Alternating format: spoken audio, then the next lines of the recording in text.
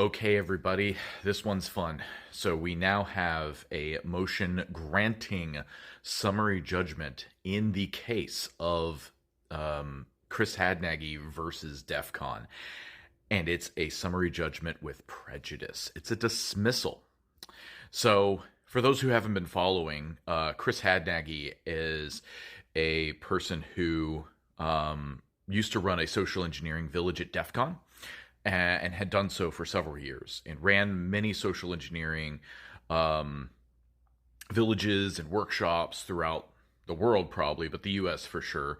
DerbyCon, as well as several others, had him over as social engineering. He also ran a social engineering business himself, and also he's on a board for a nonprofit trying to help young victims of abuse, which makes what's about to be talked about very sensitive and, quite frankly, very disturbing for that organization. You can look to a couple of my previous videos that go through and cover everything that's been going on. This is a case that's been going on for a couple years.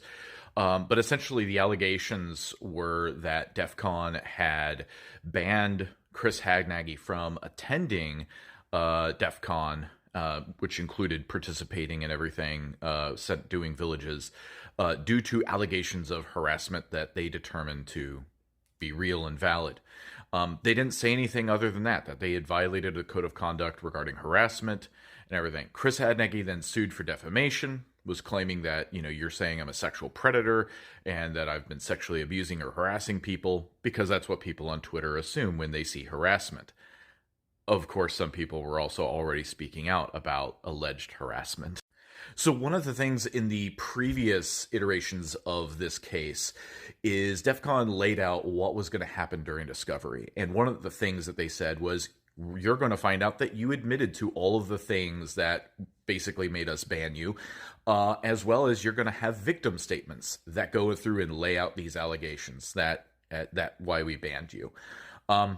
It's actually worse. Chris admitted to all of these things in actual discovery. So in the 900 pages of discovery you can actually see online, Chris Hadnagy admits to it, which is why the judge ends up saying this statement. The judge basically said the transparency reports are true and were true at the time of publication, and that truth is a complete defense to defamation. The court orders defendant's motion for summary judgment granted and is dismissed with prejudice, meaning this can't be brought up again. He's going to have to appeal. Will he? We don't know.